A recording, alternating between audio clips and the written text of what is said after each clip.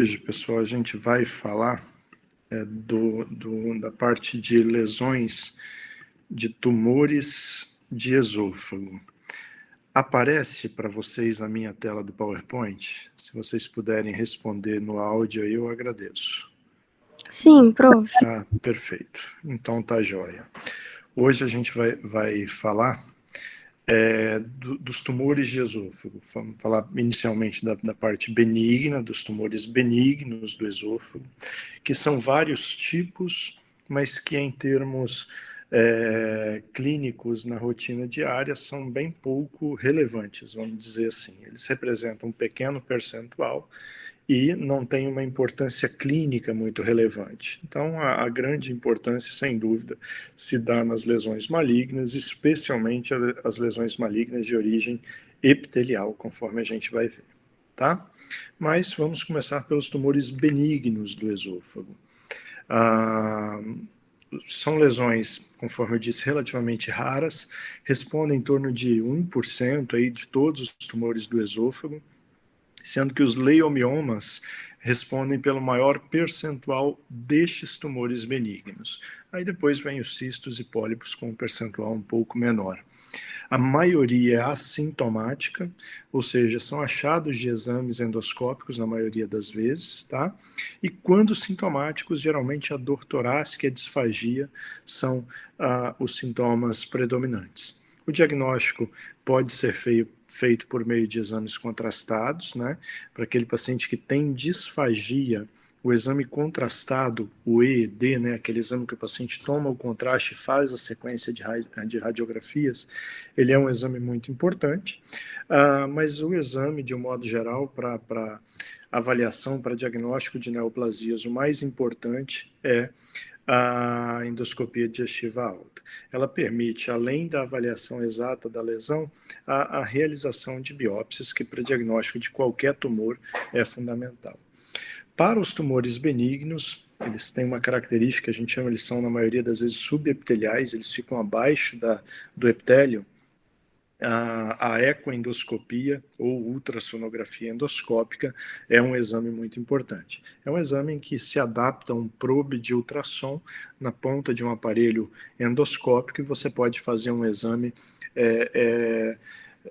ecográfico bem preciso, com coleta de material para biópsia da lesão de uma maneira muito precisa, tá?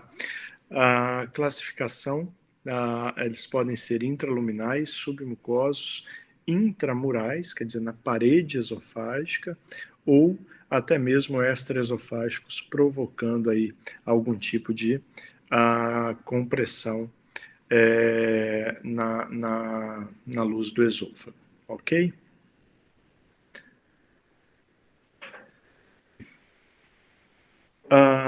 Falando então do tipo mais comum de tumores benignos, no caso os leiomiomas, são tumores benignos oriundos da musculatura lisa. Na grande maioria das vezes, no esôfago, eles são oriundos da camada muscular própria do esôfago, né? Ou seja, são mais profundos um pouco e, eventualmente, podem se originar da muscular da mucosa, mas no esôfago isso é mais raro um pouco. Quando a gente vai falando de gistes lá no estômago, a gente vai ver que o giste é o contrário, ele se origina na maioria das vezes da camada muscular da mucosa lá no estômago, tá? São tumores benignos mais comuns do esôfago, os leiomiomas, são mais comuns na parte distal do esôfago, ali cerca de 80% deles, e mais comuns no sexo masculino, geralmente entre terceira e sexta década de vidas aí é que aparece. Podem ser múltiplos em um percentual relativamente pequeno dos pacientes e como diagnósticos diferenciais principais, a gente vai ter os tumores estromais gastrointestinais, né, os famosos gistes aí, e o leiomiosarcoma. No esôfago, o giste é bastante raro. No estômago, o giste é muito mais comum do que o leiomioma. Então, isso é uma característica marcante também, tá? Para o diagnóstico, conforme a gente comentou, o exame contrastado ele é um exame que pode ajudar, mas ele é um exame que não é tão utilizado. Geralmente a gente faz quando o paciente tem alguma queixa de disfagia. o exame mais realizado para sintomas gastrointestinais proximais, vamos dizer assim, superiores, sem dúvida a endoscopia digestiva alta, tá? No exame endoscópico você observa como característica dos leiomiomas lesões elevadas ali de tamanho variável, e o importante da gente ter em mente é que a biópsia ela pode não ser diagnóstica. Por quê? Porque ele é um tumor que acontece nas camadas mais profundas da parede esofágica. Quando eu faço biópsia, eu faço a coleta de material das camadas mais internas, mais superficiais, de forma que eu posso não pegar material representativo. Então, muitas vezes o médico vai lá, faz uma biópsia e no resultado do anátomo patológico vem, olha, mucosa esofágica de aspecto habitual, quer dizer, não tem nenhuma alteração relevante. Então, a biópsia ela tem que ser profunda, pode ser biópsia sobre biópsia, que a gente fala, né? Você vai, entre aspas, como se fosse cavucando, né, fazendo uma biópsia no local que você fez anterior, para coletar um material de uma profundidade adequada. Mas o mais adequado, sem dúvida alguma, é a ecoendoscopia, porque ela vai te dar um aspecto ecográfico específico, tá? E além disso, permitir a coleta de material com uma agulha fina, em que você, sob visão ecoendoscópica, consegue perceber que você está coletando material exatamente da lesão. Tá? No anátomo patológico, a hematoxilina e eosina geralmente vem compatível com tumores de origem muscular. Isso é insuficiente para o diagnóstico definitivo, porque o GIST, que é um diagnóstico diferencial, também vai ter uma característica muito parecida, tá? Então, acaba indo para imunistoquímica. Imunistoquímica é um exame mais detalhado em que você avalia as características das proteínas que compõem a parede celular, na maioria das vezes, ou algumas vezes os núcleos das células que compõem a lesão. Tá? Então, para o leiomioma, normalmente há uma positividade para actina e desmina e é negativo para o CD34, o KIT e o c-KIT. Tá? A positividade para essas proteínas de membrana aqui, elas são compatível com o diagnóstico de tumor estromal. A gente vai comentar isso melhor quando a gente falar lá na aula de estômago, que a gente vai abordar os tumores de estômago. Tratamento, geralmente enucleação, quando forem sintomáticos, ou quando apresentarem crescimento, ou quando tiver dúvida quanto à possibilidade de ser uma lesão maligna.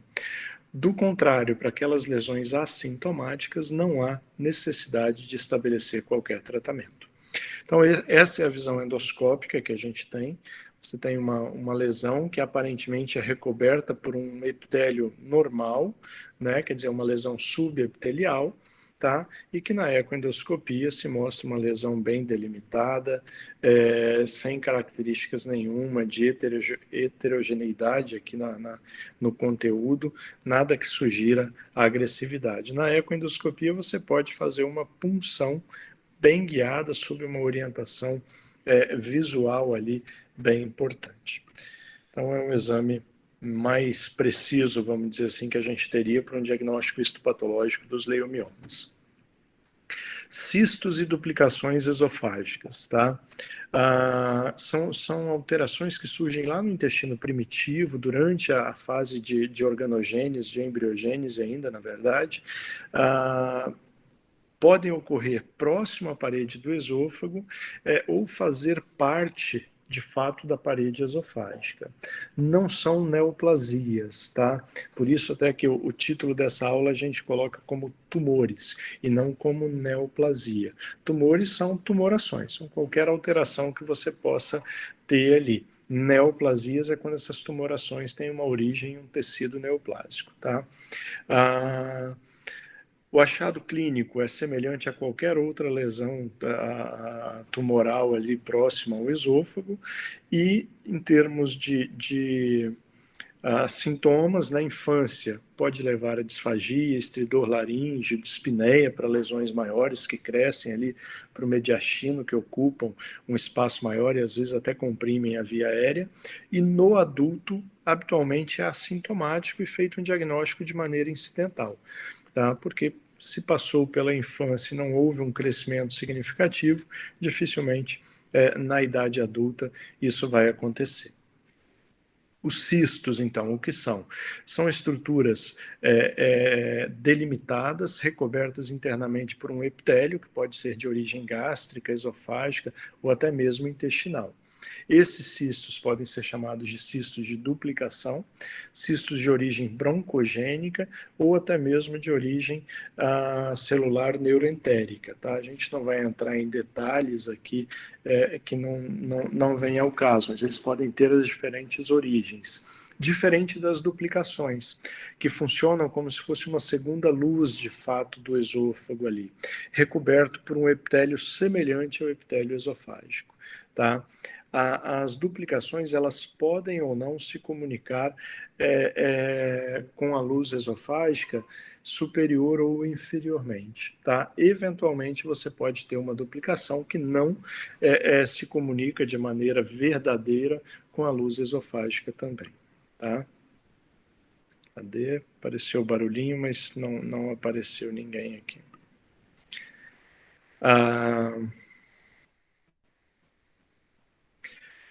Quanto ao diagnóstico, o exame contrastado pode ser útil, tá? A endoscopia digestiva pode trazer informações, mas aqui a tomografia, às vezes, é o exame que traz informações bem interessantes sobre essas lesões, principalmente os cistos esofágicos e paraesofágicos. E a ecoendoscopia, mais uma vez, permite uma avaliação detalhada da estrutura da parede e, se necessário, coleta do líquido que compõe os cistos ou do material que compõe as suas paredes. Tá? O tratamento, a ressecção vai estar indicada na maioria dos casos, pelo risco ali que pode apresentar de complicações, em especial na infância. Pode ser feito por toractomia ou por toracoscopia, né? A endoscopia e a ecoendoscopia pode ser utilizada em algumas situações para você promover uma comunicação, entre aspas, uma drenagem desse conteúdo com a luz esofágica, tá? Então, também pode ser uma arma utilizada na terapêutica. Aqui um exemplo para vocês, está vendo como parece bastante com aquela imagem do leiomioma, tá? Que a gente tem aqui. E na tomografia, o que a gente observa? O que está em branco aqui são aqui a aorta, aqui são a aorta ascendente, né? Esse pequenininho do lado aqui escurinho é o esôfago, aqui a gente tem a via aérea e essa estrutura cinza que está entre a coluna, o esôfago, a aorta e a via aérea é essa lesão cística homogênea que representa um cisto de duplicação esofágica. Tá? Então, o diagnóstico, a tomografia é um exame que pode ajudar bastante aí, ok? Pólipos fibrovasculares, geralmente são estruturas pediculadas, tá? Raras, compostos por um tecido fibroso, entremeado com tecido vascular e adiposo bastante abundante. São estruturas intraluminais, eles crescem para a luz do esôfago e a maioria das vezes acontece no terço superior, na parte proximal do esôfago, próximo à junção faringoesofágica ali, na região que a gente chama de triângulo de Killian, que é aquela mesma região onde surgem os divertículos de Zenker, que a gente discutiu numa aula anterior. São mais comuns no sexo masculino e o diagnóstico é já lá em torno da quinta e sexta décadas de vida. O tamanho pode variar bastante, desde estruturas menores, tá, até estruturas bastante grandes, ou em torno de 20 centímetros de comprimento.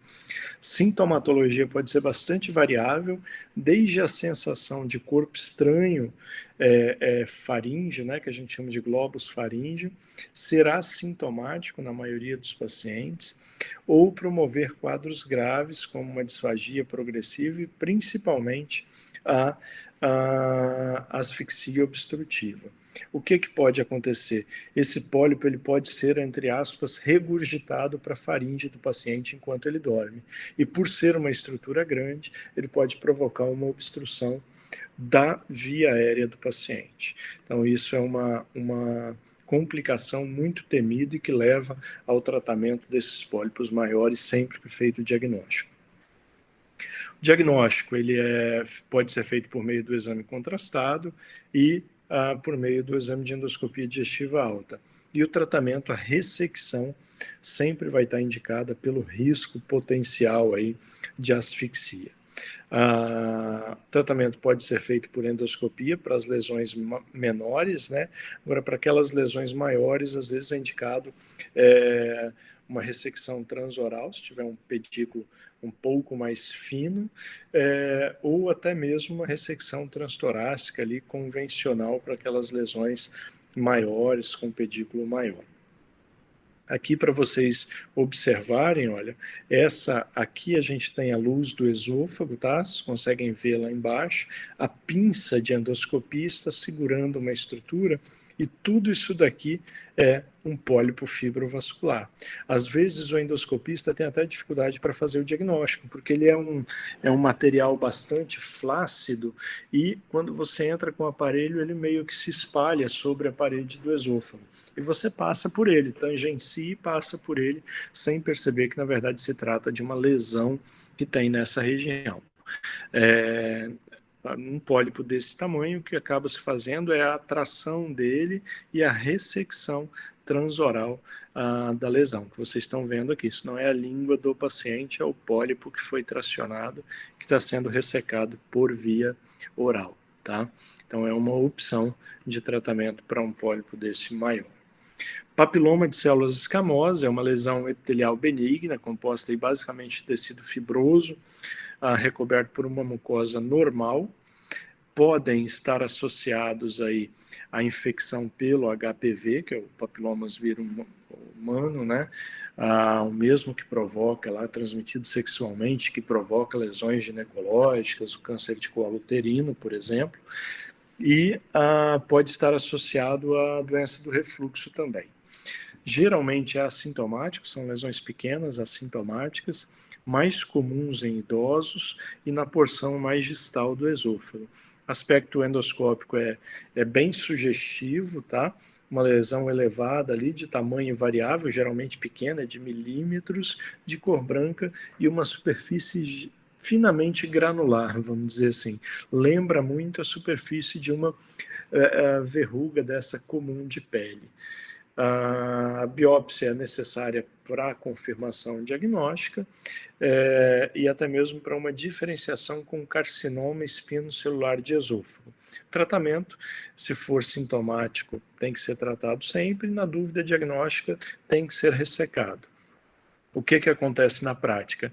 Como são lesões pequenas, a gente, durante a endoscopia, normalmente pega essa lesão e faz uma biópsia excisional.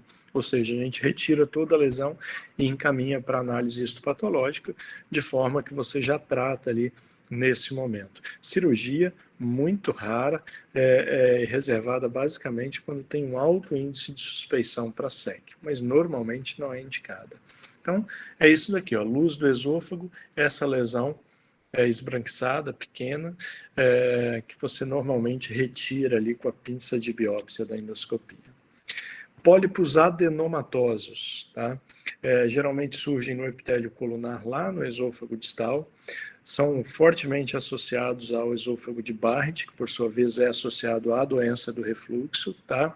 E o problema é que os adenomas são fatores de risco para surgimento de adenocarcinomas. E às vezes até no interior do pólipo adenomatoso você já tem áreas de degeneração para doença maligna, para adenocarcinoma. A ressecção endoscópica cuidadosa é necessária, de forma que você tem que retirar toda a lesão, toda a extensão da lesão.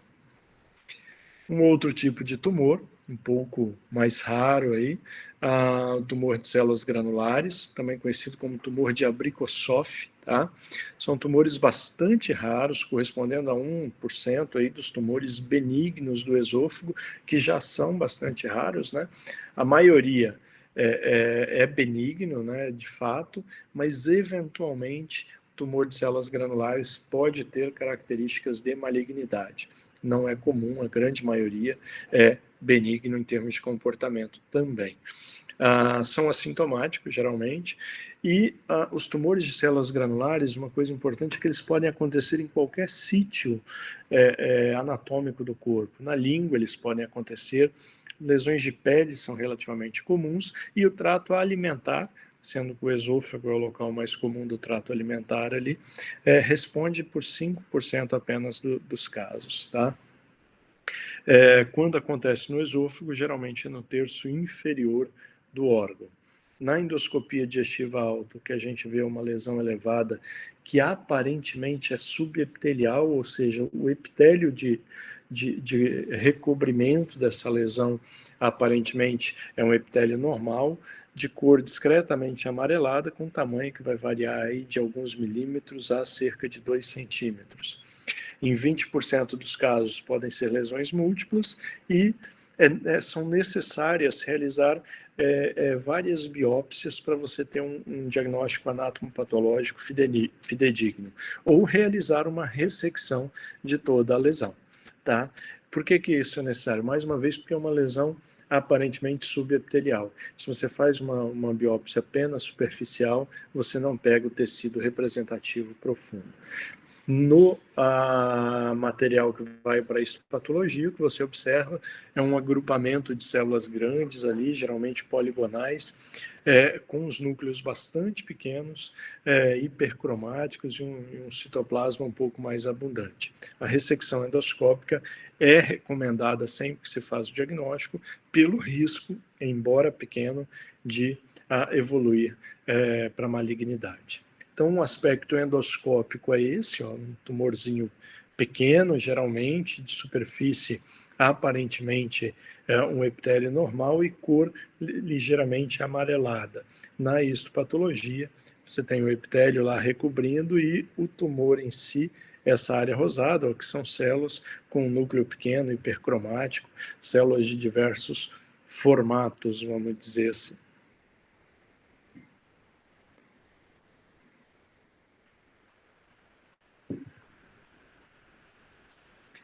Isso eram, então, os tumores benignos do esôfago. Do ponto de vista clínico, epidemiológico, sem dúvida nenhuma, a parte mais importante da aula é o que se trata de lesões malignas do esôfago. Representam a grande maioria dos casos, tá? Falando de tumores malignos do esôfago, a gente vai ter vários diagnósticos diferenciais, mas 95% ou mais dos casos serão restritos aos carcinomas espinocelulares e aos adenocarcinomas, que são os ditos tumores de origem epitelial, tá? Podem existir sarcomas, tumores estromais, que mais? Hemangiosarcomas e outros tumores, linfomas, metástases de melanoma, por exemplo, de tumor de mama para esôfago, mas compõem uma minoria dos casos. A grande maioria dos tumores malignos serão de origem epitelial do próprio esôfago, representados aí pelo carcinoma espinocelular ou pelo adenocarcinoma, tá? Então vamos falar inicialmente do carcinoma espinocelular. Antes aqui, só o câncer de esôfago como um todo, né, o tumor maligno do esofágico, representa a quinta causa de morte por câncer entre homens no Brasil. O câncer esofágico, independente do tipo histológico, ele é mais comum no sexo masculino. E vai haver uma diferença aqui no Brasil bastante grande de incidência entre diferentes regiões. O SEC, que é o carcinoma espinocelular, é o tipo histológico ainda mais comum no Brasil. Há uma tendência de modificação, tá? Mas ainda é o mais comum. Tem uma redução atualmente na incidência global do carcinoma espinocelular e a incidência tende a aumentar com a idade. Os fatores de risco aqui, os mais importantes, são os extrínsecos, tá? Basicamente álcool e tabagismo. São, sem dúvida nenhuma, responsáveis aí por mais de 90% dos casos de carcinoma espinocelular do esôfago. Importante ressaltar que eles têm um efeito sinérgico, ou seja, a pessoa que bebe tem um efeito X, a pessoa que fuma tem um efeito Y. A pessoa que bebe e fuma, ela não tem o efeito X mais Y, e sim X vezes Y, vamos dizer assim. Ou seja, o álcool potencializa o efeito carcinogênico do tabaco e vice-versa. Tá? Então, são efeitos sinérgicos que a gente fala. A acalásia é um outro fator de risco, megaesôfago, pelo acúmulo crônico de conteúdo alimentar na luz do esôfago, fermentação, acaba liberando substâncias carcinogênicas ali que favorecem o desenvolvimento do carcinoma espinocelular. Lesões cáusticas do esôfago, que a gente já comentou também nas aulas anteriores, síndrome de Plummer-Vinson, né? Ou de Patterson-Kelly, a mesma coisa, que são aquelas membranas no esôfago proximal associadas à anemia, né, e quadro de disfagia. O nível socioeconômico, né, tem uma influência importante. A pessoa de um nível econômico mais baixo tende a consumir, por exemplo, bebidas destiladas e a usar aquele cigarrinho sem filtro, né, o famoso fumo de rolo que o pessoal fala, que tem uma quantidade maior aí de substâncias tóxicas ainda do que o cigarro convencional. A doença celíaca também é um fator de risco para o carcinoma espinocelular do esôfago. Epidemiologicamente falando, cerca de 5% dos casos acontecem no esôfago cervical, proximal, naquele segmento inicial curto do esôfago. A grande maioria acontece na porção média do esôfago, cerca de 60% dos casos, e uns 30% a 35% na porção mais distal do esôfago. Tá? Então, a distribuição é mais ou menos dessa maneira. Em termos de sinais e sintomas, o grande problema é que o câncer, de um modo geral, né, isso não é uma particularidade apenas do carcinoma espinocelular, é que as lesões precoces, elas tendem a ser assintomáticas. A disfagia é o principal sintoma, mas quando vista, quando presente, já representa, na maioria das vezes, uma lesão mais avançada, mais evoluída. A disfagia e a doença oncológica de base levam a uma perda de peso, que são os sintomas mais comuns, então a disfagia mais a perda de peso. Pode haver dor retroesternal, dor para deglutir, né, odinofagia, tosse, que pode ser tanto pela irritação de um tumor crescendo entre a via aérea ali, a via e o esôfago, né, como pode ser representar uma fístula oriunda da necrose tumoral e da invasão da árvore aérea, né, da via aérea e do paciente. Então, às vezes faz um trajeto fistuloso entre traqueia ou entre brônquio e esôfago. Rouquidão, normalmente pela compressão ou invasão do nervo laríngeo recorrente. Hipercalcemia pode ser visto como síndrome paraneoplásica, às vezes o paciente passa a ter fadiga, cansaço, câimbras recorrentes por uma hipercalcemia secundária a uma síndrome paraneoplásica. E às vezes já abre o quadro com sintomas de doença metastática. Tem uma dispneia, tem uma tosse, você faz um raio-x de tórax ou uma tomografia, tem lá um monte de lesão metastática para os pulmões, de forma que o paciente já não tem possibilidade terapêutica curativa mais. Diagnóstico. O exame contrastado pode ser feito, especialmente naqueles pacientes que têm sintoma de disfagia, mas sem dúvida nenhuma a endoscopia digestiva alta é necessária, tanto para a avaliação da lesão em si, quanto para a coleta de material para biópsia. O prognóstico é muito ruim, com cerca de 20% apenas dos pacientes sobrevivendo após 5 anos de diagnóstico. Tá? Então, aqui um exame contrastado do esôfago, que vocês observem, olha, o contraste está descendo pelo esôfago, e nessa altura aqui, olha, eu vou passar o mouse, observem que tem como se fosse uma falha de enchimento irregular em uma das paredes do esôfago. A gente chama essa imagem, no exame contrastado, de imagem da maçã mordida, tá? É como se estivesse faltando um pedaço do esôfago ali. Isso significa que tem um tecido crescendo para a luz esofágica, aspecto bem sugestivo de malignidade, tá? de outros exames que são realizados para estadiamento, né, para estabelecer o grau evolutivo, vamos dizer assim, dessa doença, tomografia de tórax e abdômen, importante para avaliação de estruturas adjacentes ou de doença metastática à distância, pulmão e fígado principalmente. A endoscopia, para estadiamento, ela não é um exame muito importante, ela é muito importante para coleta de material e para diagnóstico, mas ela pode te dar ideias, vamos dizer assim, do grau de invasão dessa lesão, se é uma lesão aparentemente já muito infiltrativa, se ela parece estar restrita às camadas superficiais do esôfago ou não.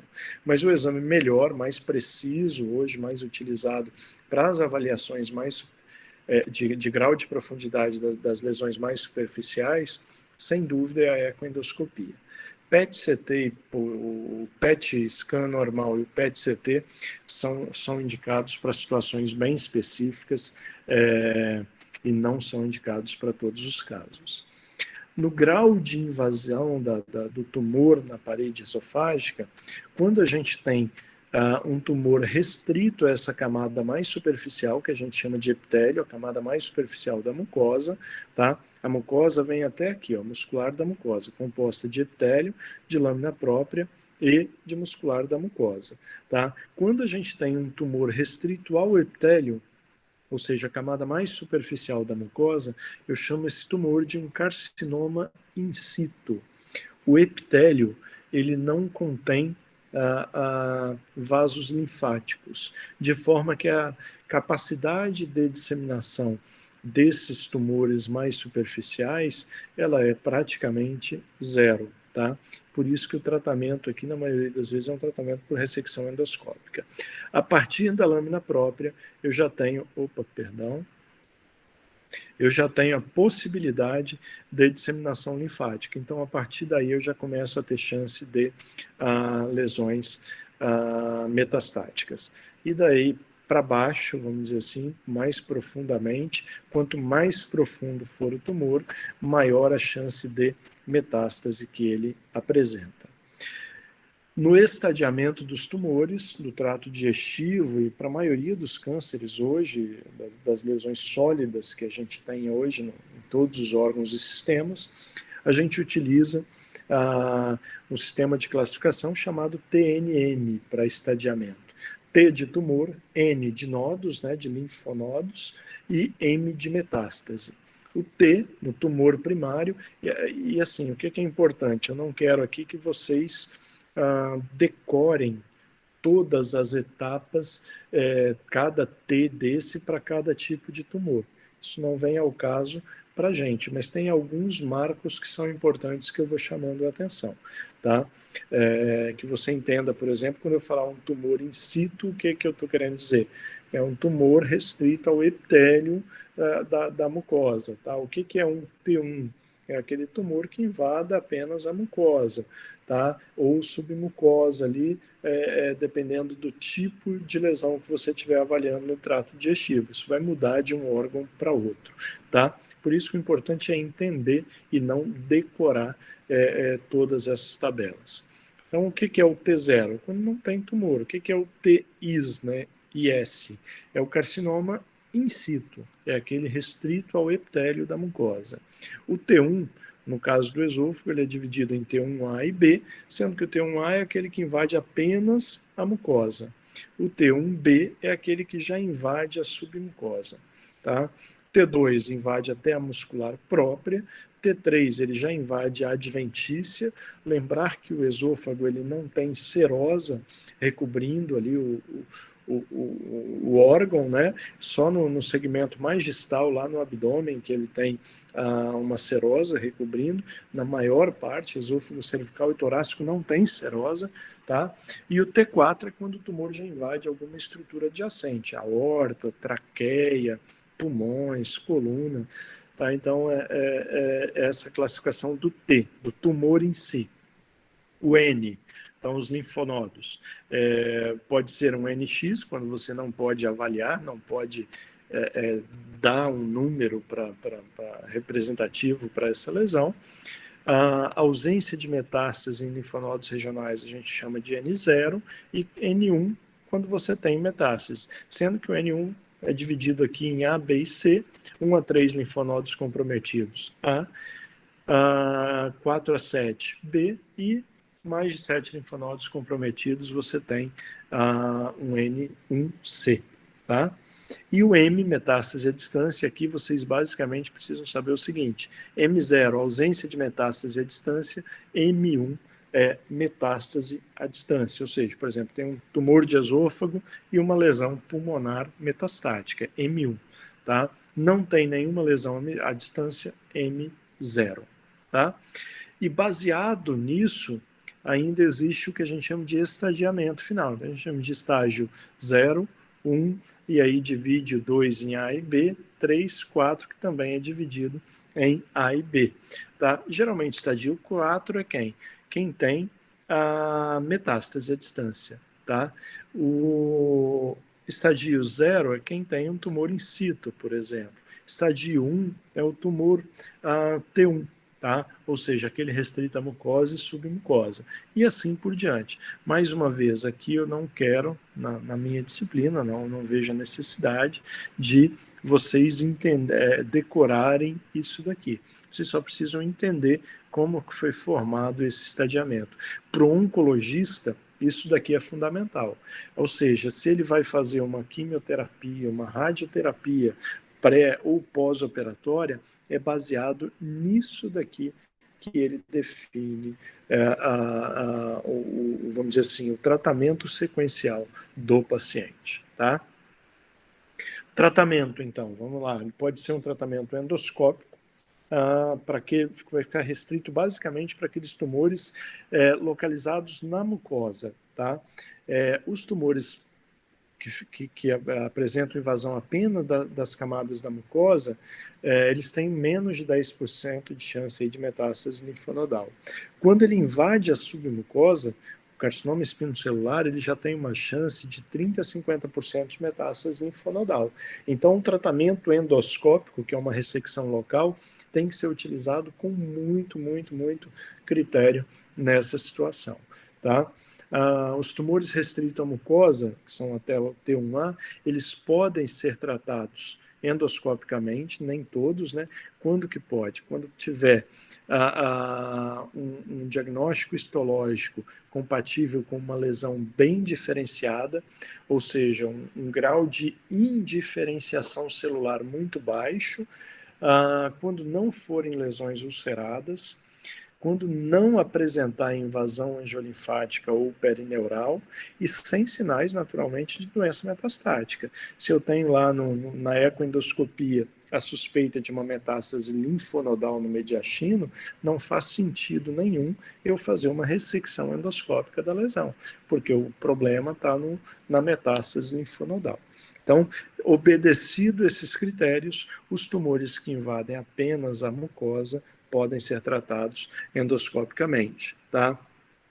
Quando invade a submucosa, na grande maioria dos casos, geralmente já se indica um tratamento cirúrgico com ressecção esofágica e esvaziamento linfonodal do mediastino, pelo risco elevado aqui, de 30% a 50% já de metástase linfonodal.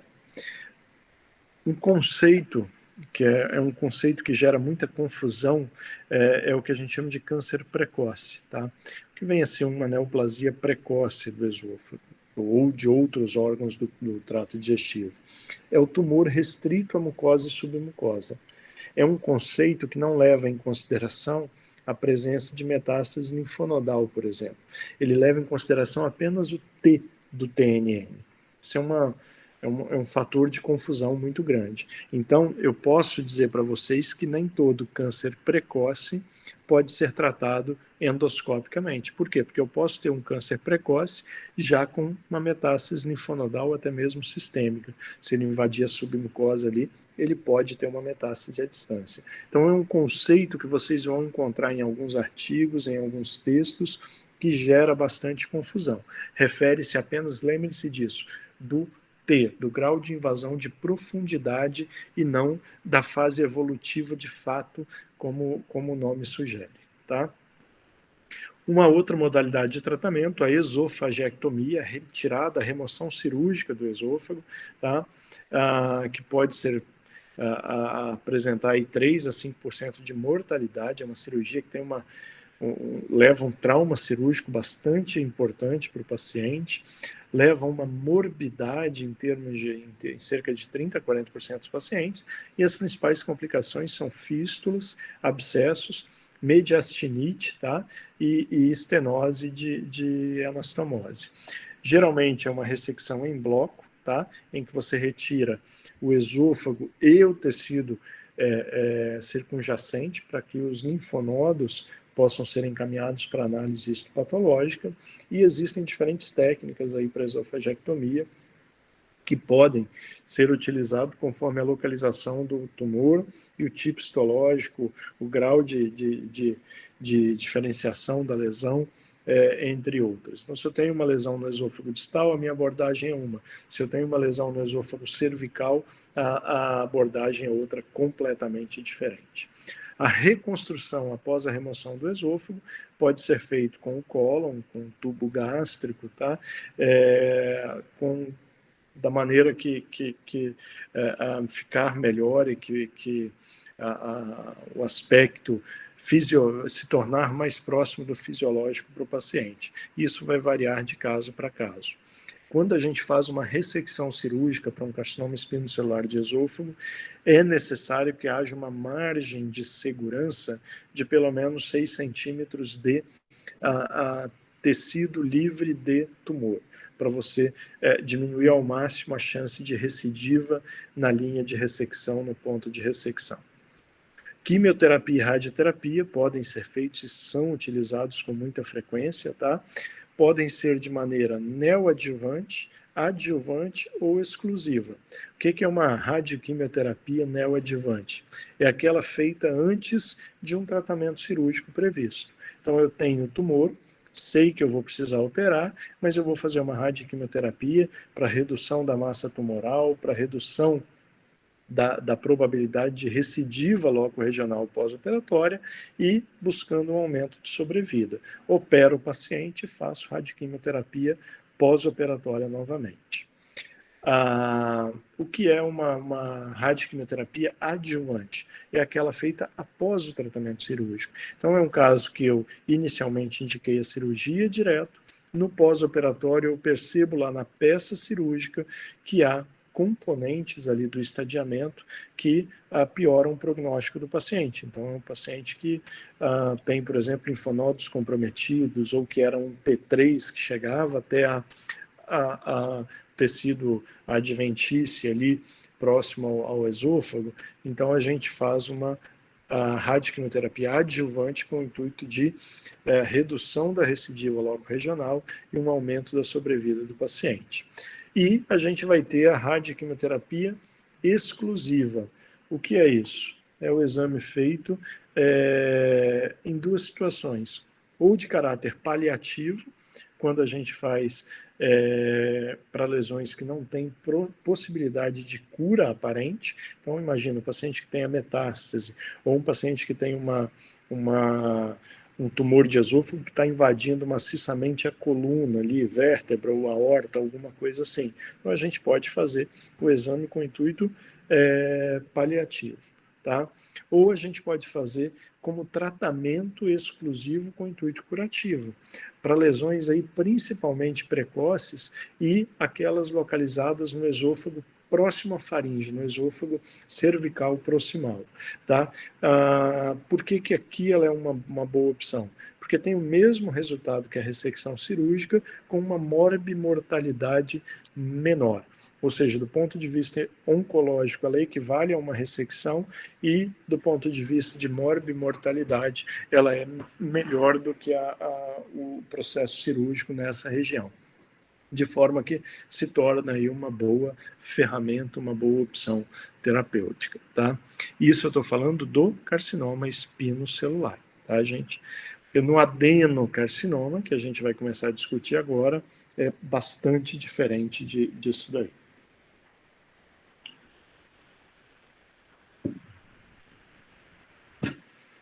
Então, vamos lá, adenocarcinoma esofágico.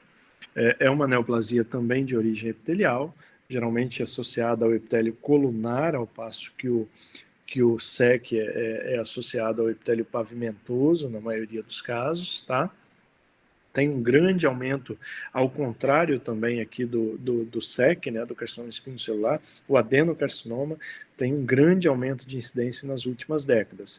Entre pessoas de origem branca, né, de cor branca, melhor dizendo, teve um aumento aí em torno de 450% nas últimas décadas, e pessoas de cor negra, um aumento de 50% nas últimas décadas. Por quê? Porque está relacionada com o esôfago de Barrett, tá? Com aquela metaplasia intestinal do esôfago distal. E por que tem aumentado? Porque tem se notado um aumento expressivo de doença do refluxo gastroesofágico na população, por N motivos, tá? Estilo de vida piora, alimentação piora, e o principal, uma obesidade crescente, desde crianças até indivíduos adultos. E tudo isso leva a um aumento do refluxo gastroesofágico patológico, que leva a um aumento do esôfago de Barrett, que favorece o desenvolvimento do adenocarcinoma. É mais comum no sexo masculino e pessoas de cor branca, tá? De forma que pessoas que tenham doença do refluxo, a gente sempre bate muito nessa tecla, né? Paciente homem branco com doença do refluxo importante, façam uma vigilância endoscópica desse paciente, porque ele tem uma chance grande de desenvolver esôfago de Barrett e tem uma chance maior de lá na frente desenvolver um adenocarcinoma de esôfago. A incidência de adenocarcinoma no esôfago de Barrett, a incidência final é de cerca de 1 caso por 100 pacientes por ano, tá? E o tabagismo e a obesidade, sem dúvida, são fatores modificáveis extremamente importantes para o desenvolvimento dessas lesões. Aqui, né, a gente já mostrou essa imagem na aula passada, um segmento, olha, o mais claro é o epitélio pavimentoso normal do esôfago, e essa parte mais rosada aqui, quando você olha na imagem de alta definição aqui, ele parece um epitélio um pouco aveludado. Isso daqui é a área de metaplasia intestinal no esôfago distal, que a gente vai chamar de esôfago de Barrett, tá?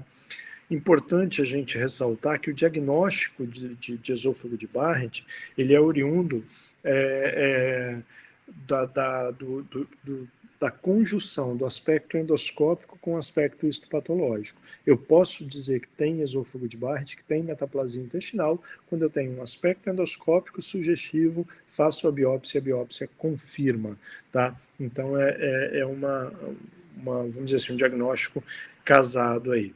A grande maioria dos adenocarcinomas do esôfago distal são em pacientes que tinham lá anteriormente sintomas de doença do refluxo, tá? E aí o problema da doença do refluxo é isso daqui que a gente já comentou também na aula passada, que leva o epitélio escamoso a sofrer uma modificação, tá? Para uma metaplasia intestinal, que a gente chama de esôfago de Barrett.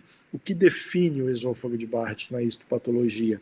A presença dessas células, que a gente chama de globed cells, né, que se coram numa coloração bem específica, que é o Alcium Blue, utilizado na patologia, tá? O problema do esôfago de Barrett é que ele pode sofrer um processo de displasia, que pode ser uma displasia de baixo grau, uma displasia de alto grau, e aqui já é equivalente a um carcinoma in situ, ou seja, um carcinoma intraepitelial, e se não tratado, ele evolui para um adenocarcinoma invasivo. Ou seja, a gente tem um passo a passo para essa doença já bem estabelecido.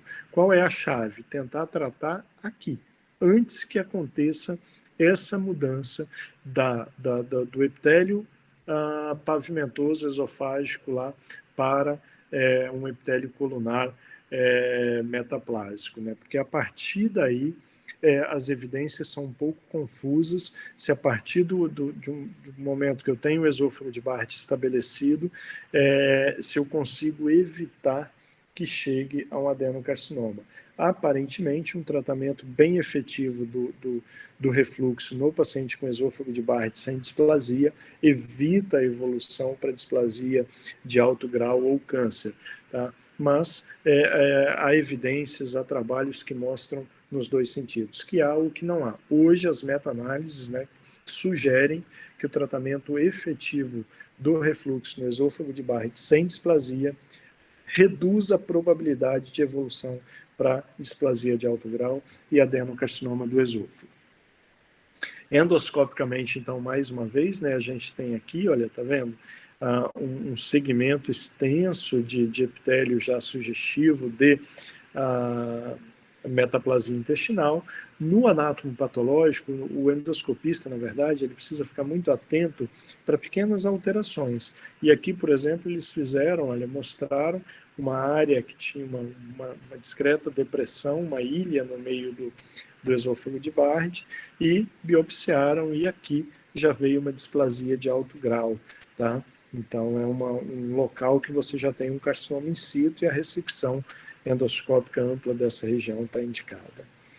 Quais são os sintomas que favorecem, que aceleram o desenvolvimento do esôfago de Barrett e do carcinoma no esôfago de Barrett? Então, os principais fatores de risco, refluxo, né? Os sintomas, na verdade, associados ao refluxo, a presença de esofagite erosiva associada ao refluxo, né? A própria metaplasia intestinal, e aqui só já fazendo a correlação, quanto ao refluxo, os sintomas, é importante a frequência, se a pessoa tem ou não aquela regurgitação noturna, né, líquido que volta, que às vezes ele acorda com a sensação de sufocamento, de afogamento, tá? A esofagite, quanto mais severa for, maior a chance de evolução para adenocarcinoma. O Barrett, o esôfago de Barrett, o comprimento. A gente chama o esôfago de Barrett maior do que 3 centímetros de longo e menor do que 3 centímetros de curto, tá? E o esôfago de Barrett longo, ele, sem dúvida nenhuma, tem um risco maior de evolução para adenocarcinoma. Quanto ao peso, né, o peso acima do atual, o índice de massa corporal maior do que 30 é um fator de risco, e quanto maior for o índice de massa corporal, maior será o risco. Outros fatores, o tabagismo, fator importantíssimo, a presença de radioterapia prévia na região torácica para tratamento de alguma lesão, tá? Uma alimentação com baixo índice de hortaliças, de frutas, de vegetais, medicamentos ou alimentos que relaxem o esfíncter inferior do esôfago. Então, aqui a gente pode incluir, além de alguns medicamentos, como nitratos, por exemplo, que alguns pacientes utilizam, alimentos como chocolate, como alimentos muito gordurosos que relaxam mais o esfíncter inferior do esôfago. Cafeína, né, também piora.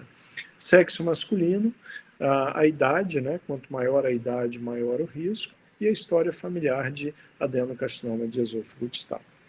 Em termos de sintomas, sinais e sintomas, a gente vai ter a disfagia, infelizmente, já como diagnóstico mais comum. Por que eu digo infelizmente? Porque já vai ser representada ou vai estar presente em pacientes com doença um pouco mais avançada. Já o tumor já é grande o suficiente para dificultar a passagem do bolo alimentar. Dor torácica pode ser vista, perda ponderal, também, tosse, geralmente associada a fístulas, esôfago brônquicas ou esôfago traqueais. Sintomas prévios de doença do refluxo, conforme a gente disse, está presente aí, estão presentes em mais de 60% dos pacientes, espineia, disfonia, adenopatia supraclavicular do lado esquerdo pode ser visto ali também, tá? Em termos de diagnóstico, o exame contrastado pode ser útil naquele paciente com disfagia, mas o exame endoscópico com biópsias é que vai nos dar um diagnóstico adequado. E aqui a gente sabe que o principal fator de risco é a doença do refluxo e a sua associação com o esôfago de Barrett. Então, recomenda-se que o paciente que tem esôfago de Barrett diagnosticado faça um segmento endoscópico padronizado para que você possa fazer o diagnóstico de um eventual adenocarcinoma numa fase precoce, como aquele que a gente mostrou na biópsia ali anteriormente, ou seja, quando ele ainda é um carcinoma in situ ou uma displasia de alto grau, tá? Para isso a gente segue hoje a recomendação universal ainda é que se siga o chamado protocolo de Seattle. O que diz esse protocolo? Que você deve realizar 4 biópsias, né, uma em cada quadrante do esôfago, no segmento que tem esôfago de Barrett, 4 biópsias a cada 2 centímetros de esôfago de Barrett, mais uma biópsia em qualquer área suspeita, seja uma área deprimida no esôfago de Barrett, uma área elevada, uma área que pareça um pólipo, qualquer área diferente você tem que biopsiar também. E você precisa encaminhar tudo isso em frascos separados para o patologista, tá? E a tendência atual é realizar sempre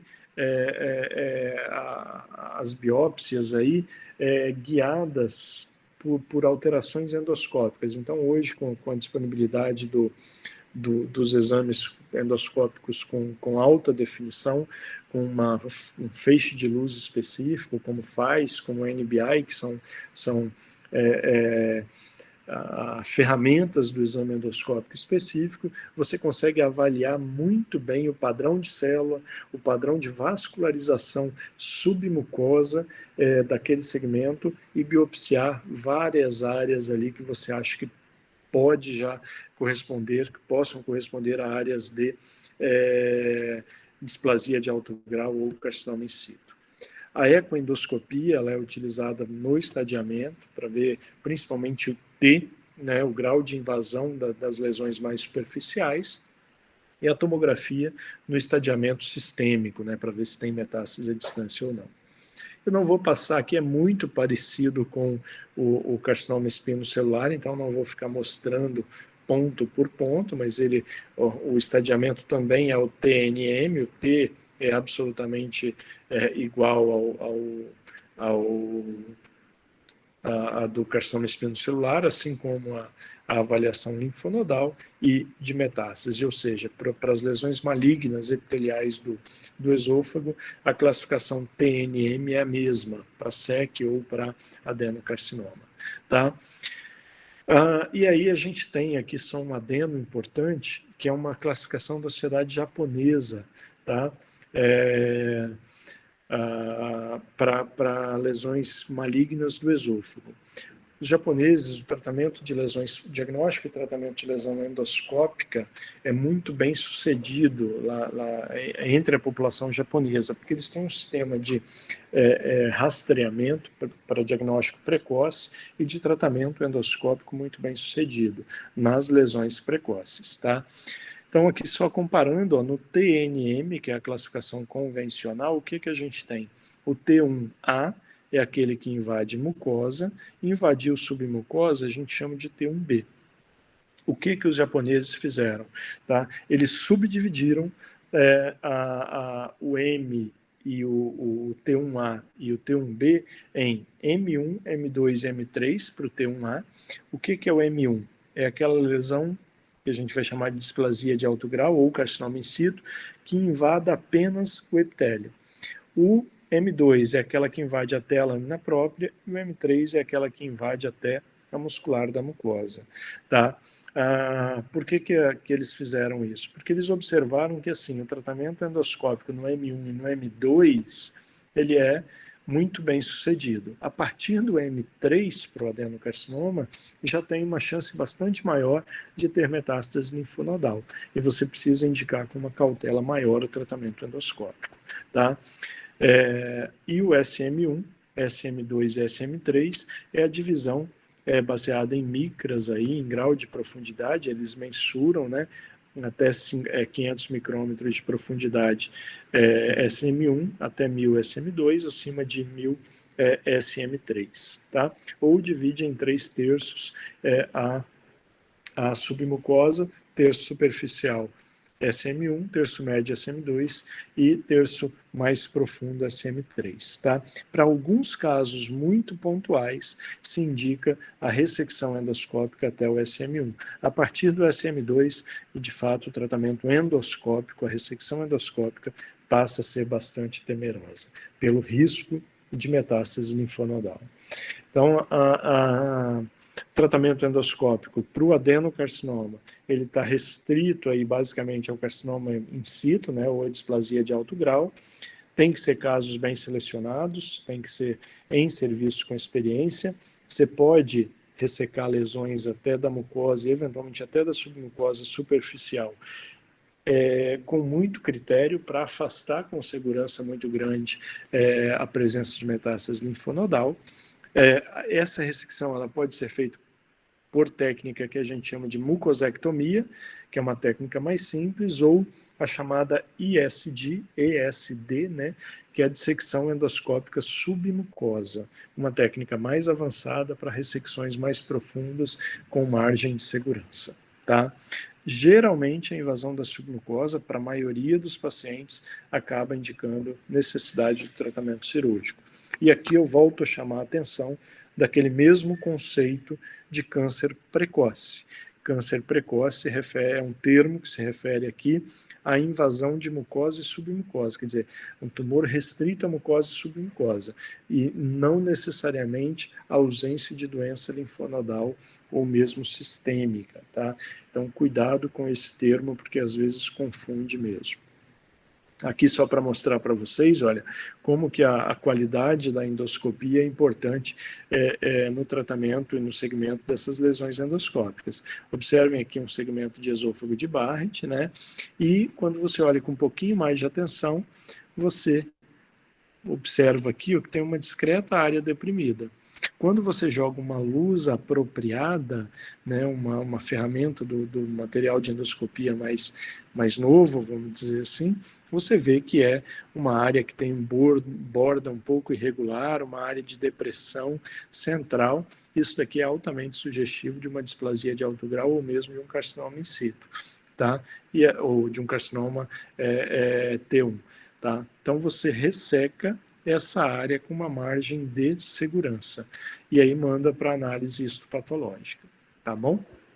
É um tratamento endoscópico efetivo. Outro tratamento, esofagectomia, reservada basicamente para os pacientes que tenham um T1B, né, ou seja, que invada a submucosa, ou um T2, que invada ali a muscular própria, e refere-se à retirada cirúrgica do esôfago.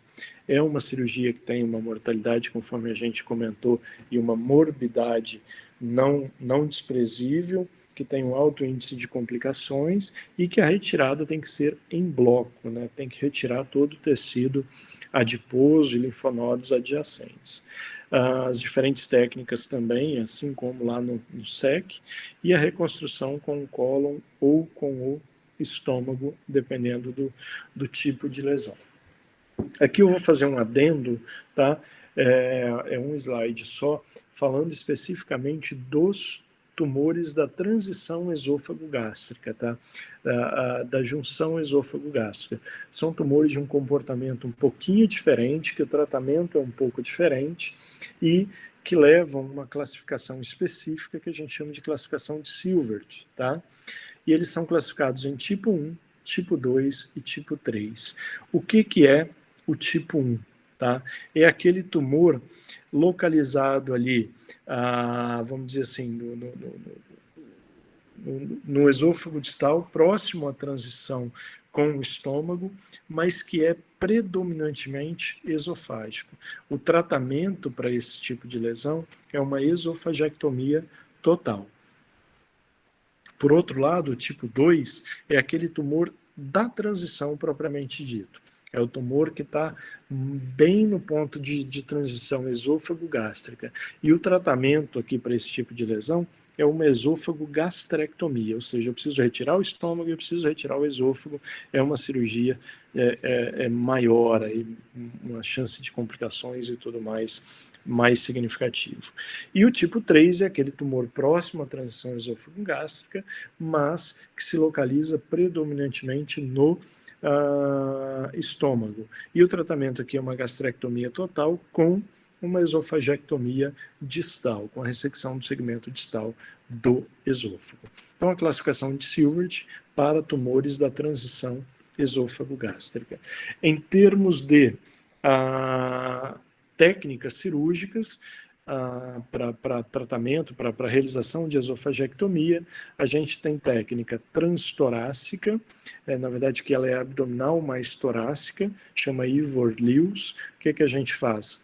Para tumores lá da parte distal do esôfago, faz a parte abdominal, resseca-se e prepara-se o tubo gástrico que você vai utilizar, faz-se uma toractomia e uma anastomose no mediastino, na parte torácica mesmo ali. Existe uma técnica que a gente chama de transhiatal, que é a de Oringer.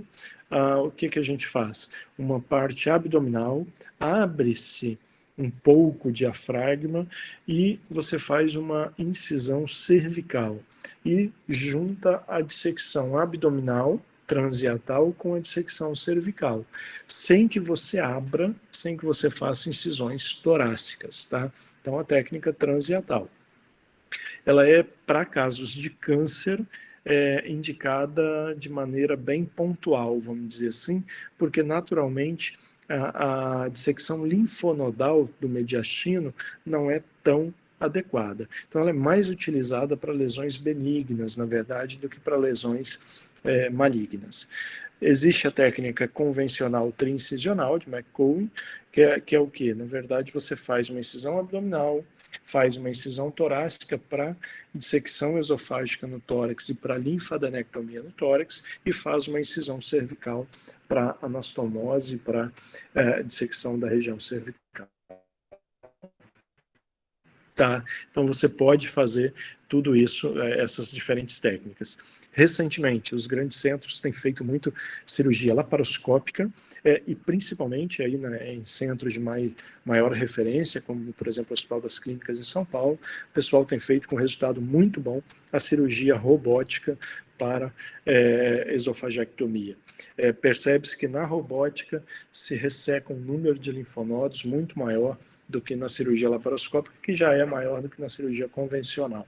Então, a cirurgia minimamente invasiva, com resultados oncológicos e com menor morbidade para o paciente. Tá? Radioquimioterapia neoadjuvante pode ser feita, ou seja, o paciente vai operar, eu faço uma radioquimioterapia com o intuito de evitar uma recidiva loco-regional ou de reduzir a chance de que isso aconteça. Tá? Hoje, para adenocarcinoma de esôfago, a radioquimioterapia neoadjuvante é indicada para os tumores T3 e T4, sendo que o T4 é aquele com metástases próximas ali que podem ser ressecadas. Metástases irressecáveis você já não indicaria mais, que é o T4B.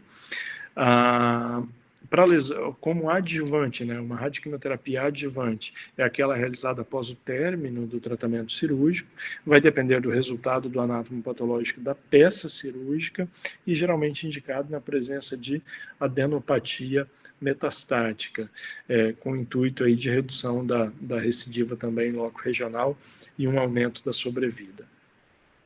Pode ser feita ainda como radioquimioterapia exclusiva. E aqui a gente não utiliza uma grande diferença, né, do adenocarcinoma para o carcinoma espinocelular do esôfago, é que o adenocarcinoma responde pior ao tratamento de radioquimioterapia. Tá? Ele não tem uma resposta muito adequada. Então, ele não é utilizado como terapia exclusiva com intuito curativo. Geralmente é indicada, quando exclusivo, como paliação, ou seja, quando eu não tenho mais possibilidade de cura, geralmente para as lesões metastáticas irressecáveis. resumindo aqui, então, o tratamento, né, essa tabelinha ela é bem interessante. Quando eu tenho uma displasia de alto grau no esôfago de Barrett, né, uma neoplasia intraepitelial, ou seja, um T1 AIS, né, aqui ele vai ser in situ, você pode tentar uma ressecção endoscópica, tá? Aqui o T1A de modo geral, ou seja, quando pega M2, M3, você pode fazer a ressecção para casos mais selecionados. T1B ou T2 geralmente vai para uma ressecção cirúrgica, para uma esofagectomia. T3, T4A, você pega o paciente com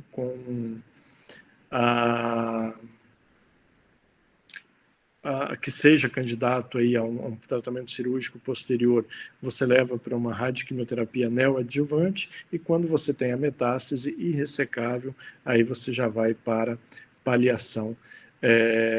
Vamos dizer assim, não indica mais nenhum tipo de tratamento com intuito curativo, tá? No acompanhamento endoscópico no paciente com esôfago de Barrett, lá que você suspeita ou tem diagnóstico do carcinoma, você faz a ressecção endoscópica, veio o T1A lá, uma ressecção que seja com grau de diferenciação adequada, né, e que seja uma lesão pequena, você pode dizer ali, realizar apenas a ressecção endoscópica e fazer um acompanhamento de perto desse paciente. O resultado é adequado. Quando você tem um T1B ou aquelas lesões que sejam com grau de diferenciação ruim, lesões muito grandes, essas você já encaminha para ressecção esofágica, assim como os tumores T2 na maioria das vezes, tá? T3 e T4, como a gente disse, vai para neoadjuvância, sendo que o T4 que invada órgãos irressecáveis aí, a aorta, essas coisas também já vão para paliação. Ok? Então é basicamente isso. Esse fluxograma é uma outra publicação que diz basicamente a mesma coisa aí para vocês. Fontes diferentes, mas que o tratamento segue as mesmas linhas aí de raciocínio. Certo, pessoal? Deixa eu só... Perfeito. Vou voltar aqui. Interromper o compartilhamento. Dúvidas? Né? Deixa eu ver se tem alguma no chat aqui.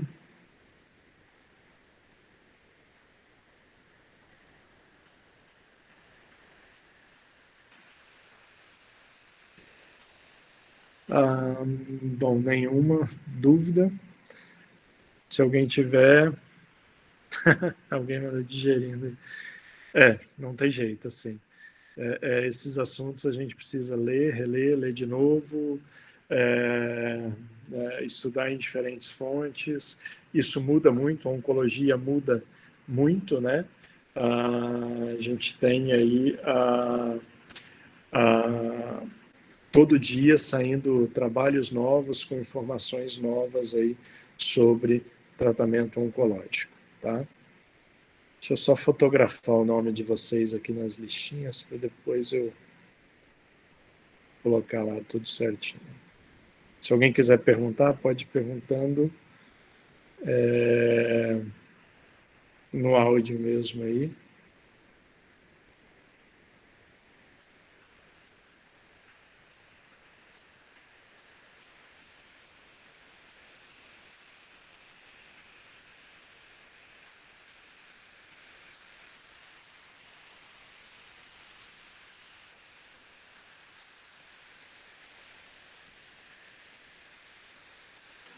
Dúvida nenhuma.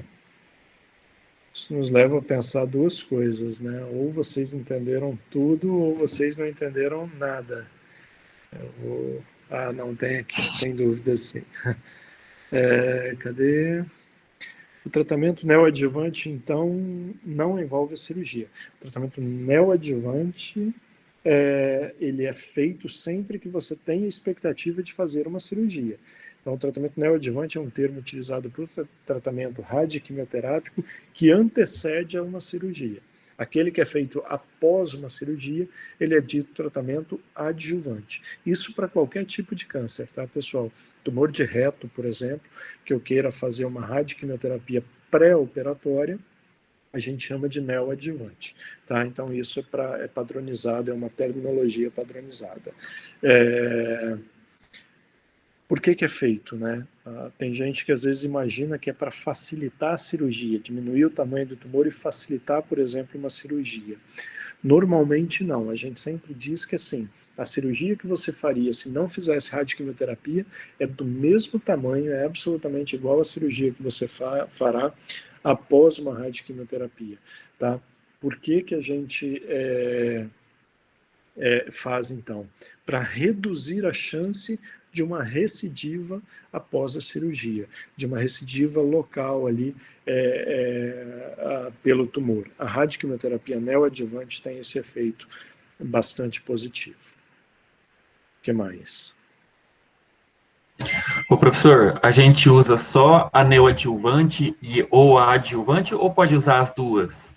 Sempre que se faz, é uma ótima pergunta, tá? Sempre que se faz a neoadjuvância, após a cirurgia, você complementa o tratamento com radioquimioterapia. Ela aí não vai ser, seria uma radioquimioterapia adjuvante, vamos dizer assim. Mas uma vez que você estabeleceu uma necessidade de neoadjuvância, mesmo que na peça cirúrgica venha um resultado favorável, você indica uma complementação. Ela já prevê essa radioquimioterapia após a cirurgia, tá? Obrigado. O que mais?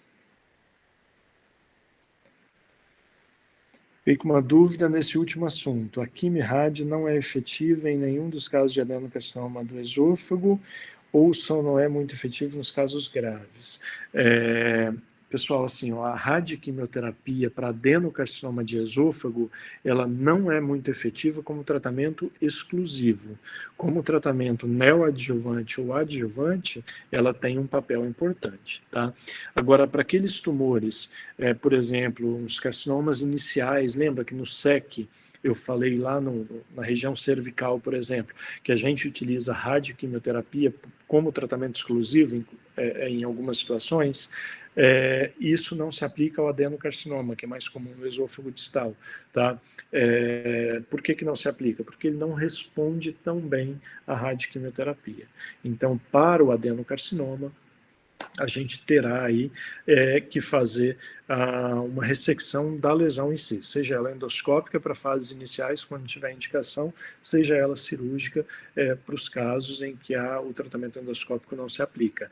Já está grudada, já está invadindo estruturas adjacentes. Aí depende da estrutura. É uma estrutura ressecável, que eu possa ressecar, por exemplo, está pegando o diafragma, numa região ali que eu possa ressecar sem comprometer o paciente, tudo bem, a gente vai para uma neoadjuvância e resseca na sequência. Não, é uma estrutura que tem um tumor que está invadindo maciçamente a parede da aorta. Não tem muito o que fazer. Então, o paciente vai, infelizmente, para um tratamento só paliativo com uma resposta muito ruim, tá bom? Então, assim, ela é efetiva associada ao tratamento cirúrgico, por exemplo. Isoladamente, ela não é um tratamento muito efetivo para o adenocarcinoma. O que mais?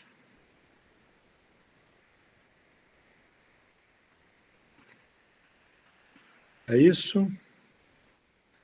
Então tá joia.